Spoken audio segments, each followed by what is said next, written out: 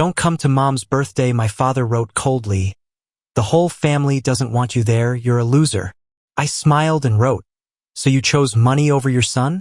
Then I canceled everything, including the restaurant deposit. They were giggling in the chat, but they have no idea what will happen next. My name is Bruce. I'm 38 years old, married, and have 2 children, Jake, who is 9, and Ellie, who will be 6 this summer. We live just outside of Indianapolis. I run a small but growing remodeling business.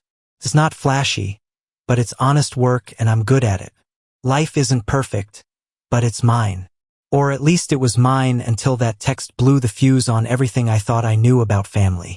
It happened on a Tuesday morning. I just dropped the kids off at school and stopped by a local coffee shop I like to go to before I go to work. I was standing in line when my phone buzzed. It was the family group chat titled Mom's Birthday flashing at the top of my screen like a warning I didn't know I needed. I tapped it open expecting the usual chaos about cake flavors and who had forgotten to RSVP. Instead, I saw this. "Don't come to Mom's birthday." My father wrote coldly. "The whole family doesn't want to see you, you loser." I stared at it, my thumb hovering over the screen. No emoticons, no soft landing, just a line hanging there like a trapdoor. I didn't say anything out loud, but I smiled. Not because I thought it was funny, but because I finally had confirmation. For years, they had tiptoed around their disappointment in me. The tension at family dinners. The way they'd sigh when I talked about my work as if they were making fun of me. And the real kicker, the way they treated my wife, Marissa, like she was an inconvenience. But this message, that was pure honesty. Cruel, unfiltered honesty. I scrolled up. Nothing leading up to it. Just a few messages about party decorations and someone joking about getting matching shirts for everyone. Then this. I typed a line back. "So, you chose money over your son?" Then I deleted the restaurant reservation I'd made 3 weeks earlier. A fancy little Italian place that my mom used to rave about. I booked a private room and even arranged for the owner who owed me a favor from a renovation job to prepare a special menu just for her. Marissa didn't even know. I wanted to surprise them all. Remind them that I was still family, that I hadn't given up on them. Then came the reaction. My cousin Brent replied first with a bunch of laughing emoticons. Then Lisa, my oldest sister, said something like, "You really are delusional." Jenna, my youngest sister, the only one I thought might still have my back, just like the message, and stayed quiet. Then came the meme, my name photoshopped onto a clown, sent by my own uncle. This one actually made me laugh. Not because it was funny, because it confirmed exactly what I needed. I was done. What they didn't know was that I'd been keeping receipts. Not the literal kind, but the kind that pile up in your head over the years. Every phone call they didn't return. Every time they made me feel like the black sheep because I didn't chase a corporate job or fake a marriage to look good on Facebook. Every little betrayal I tried to swallow for the sake of family. They laughed in that chat thinking I'd sulk. Maybe turn up anyway to apologize like I always did. But not this time. They had no idea what to expect. They thought they'd knock me down. What they really did was cut the chain. And I had plans. Oh, I had plans.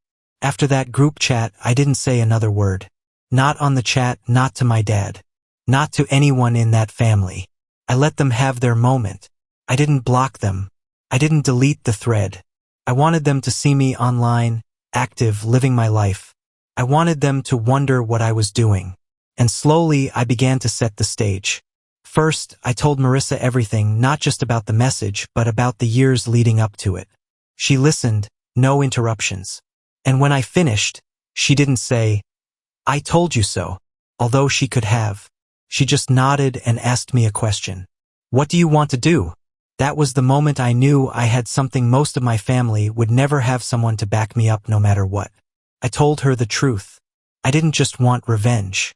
I wanted to show them that I never needed their approval, their conditional love, their false concern. I wanted to show them what happens when you burn the only bridge that ever led to anything real. We set to work. I contacted my old friend Mason, who runs a social media agency. I asked him to help me build a new website for my renovation business, a real brand, a complete relaunch. Not just a landing page with my phone number, But videos, testimonials, a booking system, everything. Within a week, I had customers messaging me directly from Instagram. It tripled my business in a month. Then I called my cousin Ryan. Not the one on the group chat. He left the family years ago after his dad stole money from him. We'd kept in touch quietly. He lives out in Asheville, North Carolina. Owns a few properties and always said there was room for me if I ever wanted to move. He'd even offered me a deal on one of his houses a while back. I never followed up until now. I told him I was thinking of moving, a fresh start. He didn't hesitate. He said one of his tenants was leaving in 3 months and the place was mine if I wanted it. A 4-bedroom on the edge of the mountains with space for the kids. A workshop for my tools and peace. Meanwhile, I was playing nice on social media, posting pictures of me and Marissa at events, me coaching Jake's little league team, Ellie's dance recital, family dinners, always smiling, always together, never once mentioning the chaos behind the scenes. And my family saw it. They watched. I know they did because one day Lisa sent me a private message. Glad to see you're okay. We all miss you. I left it on read. Then Mom texted, not in group chat directly. Still your mom, Bruce. Can we talk? It was tempting. I almost answered, but I waited. I needed more time. This wasn't about haunting them. This was about showing them what they'd thrown away. The party came and went. I didn't show up, of course, but I heard about it. Jenna, the one who liked the laughing message, got in touch a week later. She said the energy was strange, that people kept bringing me up, that Dad was quieter than usual. Good. Let that sink in. What they didn't know, what none of them knew, was that I had one last piece to put in place. And it would hit harder than anything I could have said. About 2 weeks after Mom's birthday, the silence finally broke. I hadn't texted anyone. I didn't block them. I wanted them to watch. I knew they were watching. And then it happened. I was working late on a kitchen renovation when my phone buzzed. It was a message from my dad. Not on group chat, just him. Your mom's been crying. You've made your point.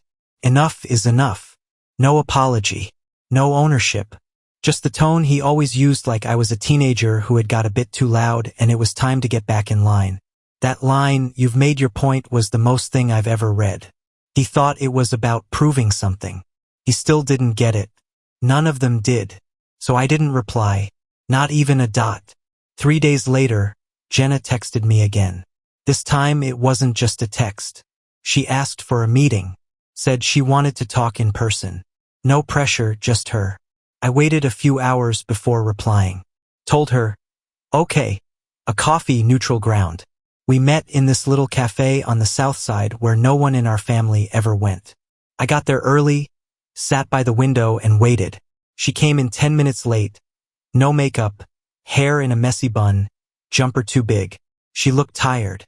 Not physically tired. Tired in a way I recognized. She sat down, didn't even order anything. First words out of her mouth. You were right, Bruce. I didn't say anything at first. I just sat back and let her speak.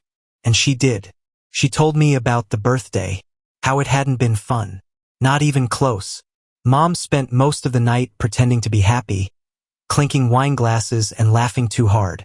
Dad hovered like a shadow, pacing, checking his phone, clearly expecting me to walk through the door with some grand apology. But I didn't.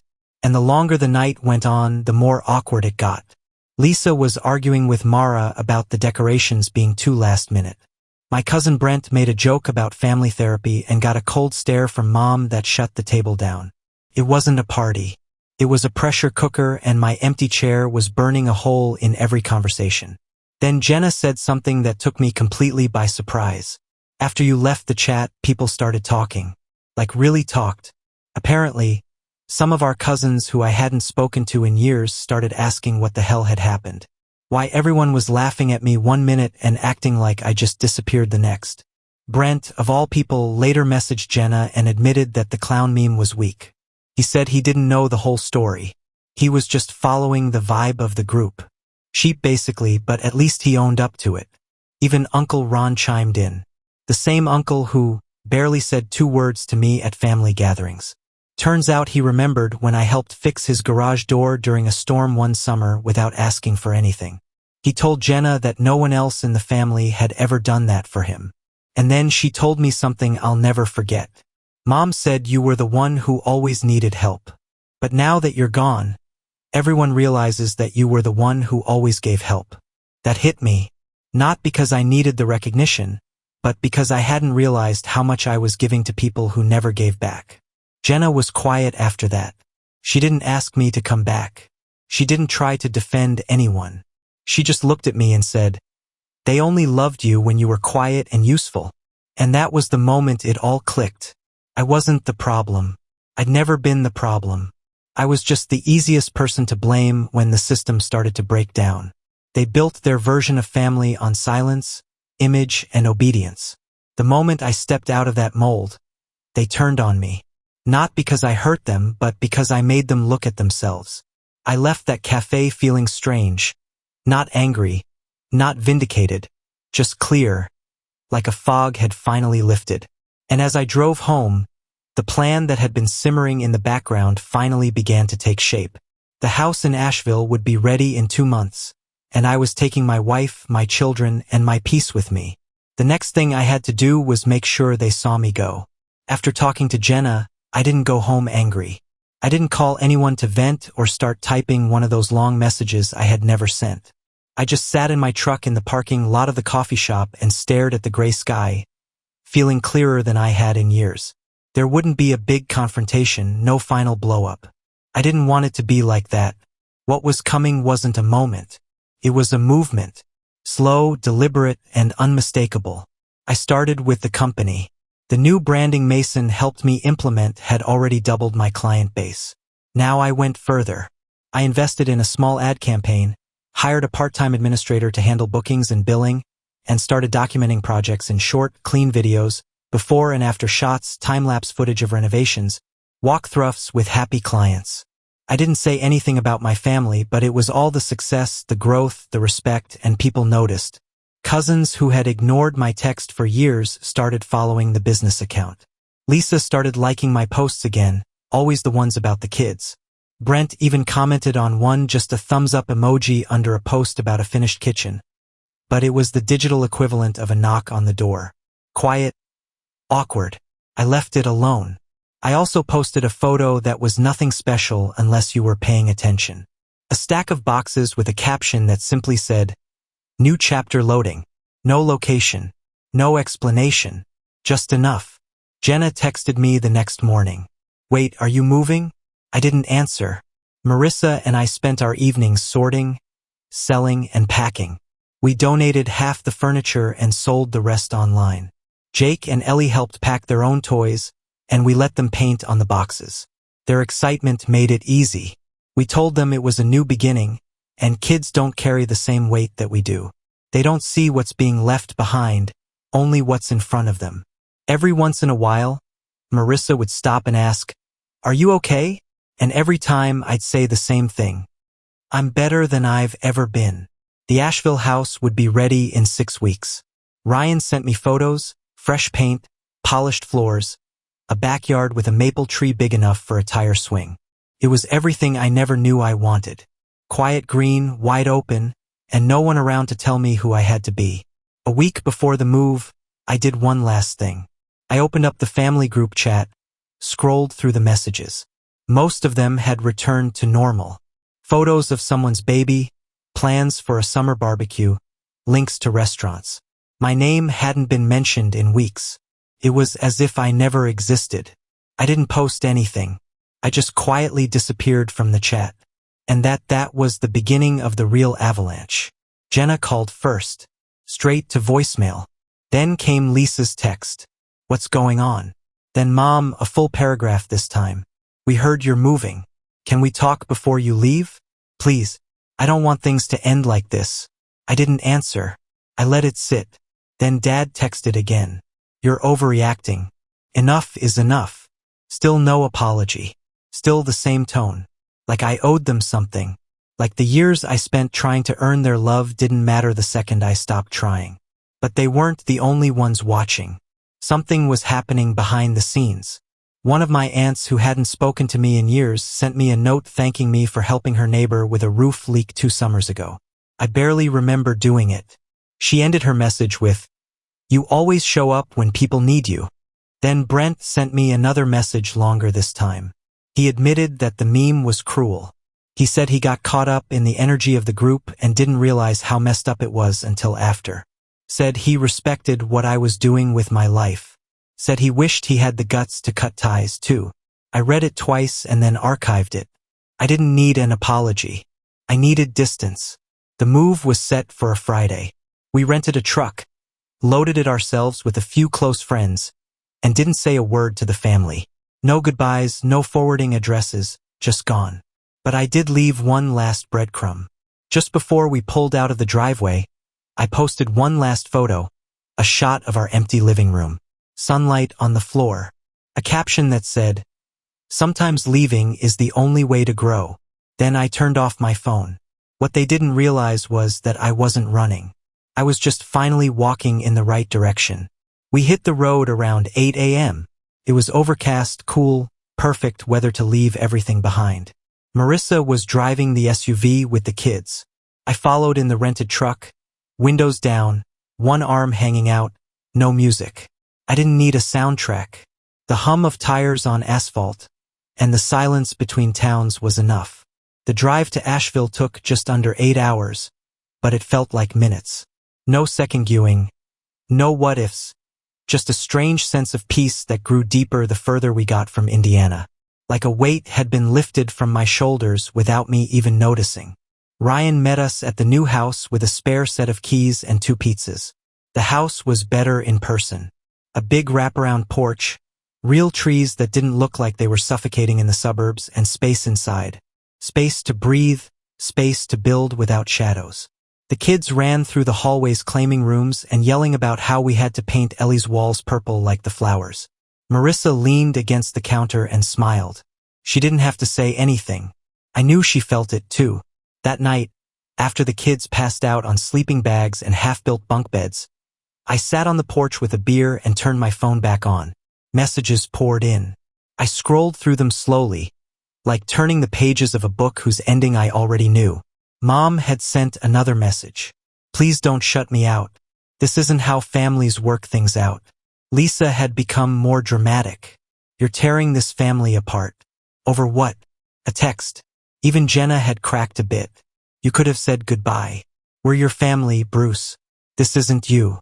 But the one that stood out was from Dad. Just one line. "You're acting like a child." I actually laughed. After all, that was the best he had. He was still trying to put me down, to put me back into that role where he was in charge and I was the disappointment. I didn't respond. I didn't rage or explain or argue. I just deleted every single message, deleted the thread, and blocked all their numbers one by one, quietly, cleanly, finally. No dramatic goodbye, no bitter speech, just gone. We spent the next week settling in. I slowly transitioned the business. New clients, new licenses, new jobs already lined up thanks to Ryan's connections. Marissa took a remote position at her old company and even started planning a little garden out back. The kids made friends. We met neighbors. It wasn't instant magic, but it was ours. No one here cared about my last name or who my parents were. They just knew me as Bruce, the guy who fixed decks and played catch with his son in the backyard. Then a strange thing started to happen.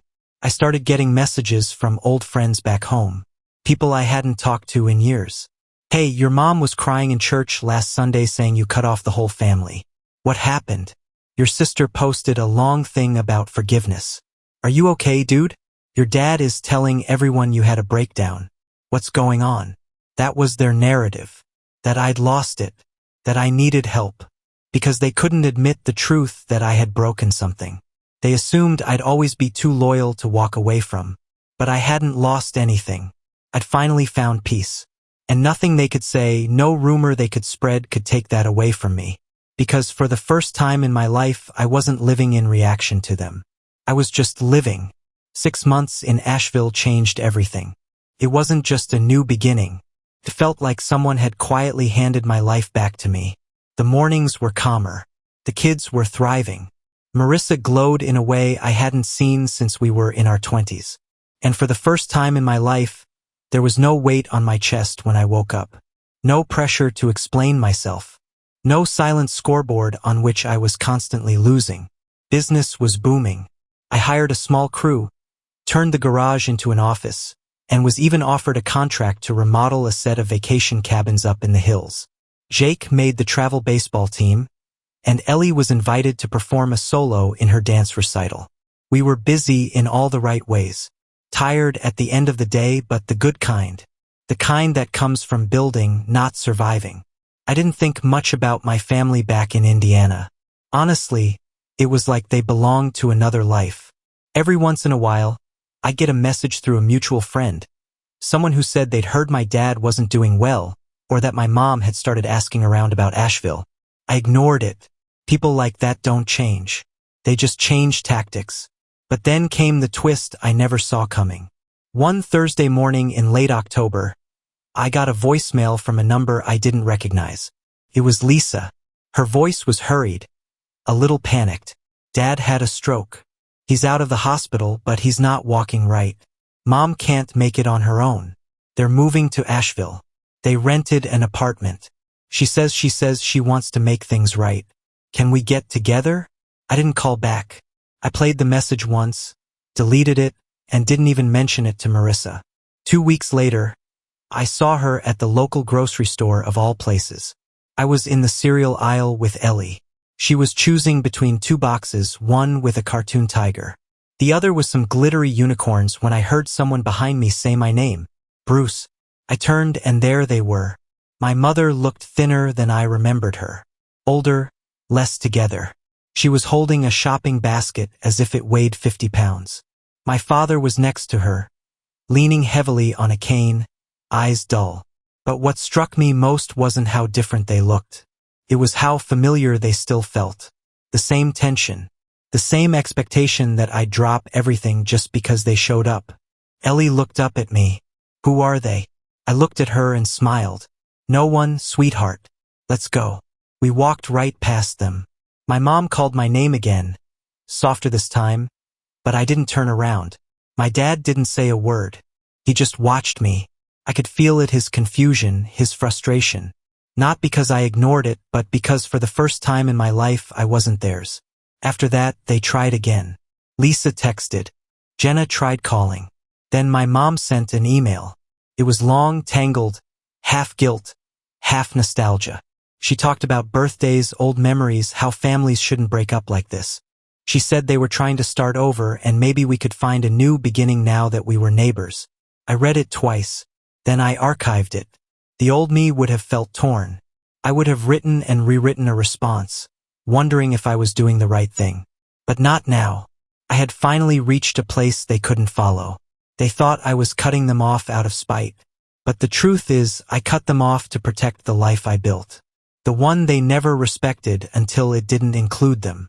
And here's the part one never expected. My cousins started reaching out to me, not out of obligation, but because they saw what was happening. Brent called me one night out of the blue. He said he was sorry, not just for the group chat, for everything. Said he respected what I had done. Then my aunt, my dad's sister, texted me to say that she always thought he was too hard on me. But she didn't speak up because that's just the way he was. She wished she had. And one by one, people started to see it that I hadn't left the family. I outgrew it. Now most evenings, I sit on my porch, beer in hand, kids laughing in the yard, Marissa reading next to me, and somewhere a few blocks away, my parents sit in a rental house they can barely afford, trying to figure out how they lost their son when they thought they were punishing him. They wanted me to come crawling back to them. Instead, they followed me here. But now all they can do is watch from afar. Because the best revenge isn't anger. It's the happiness they can't be a part of.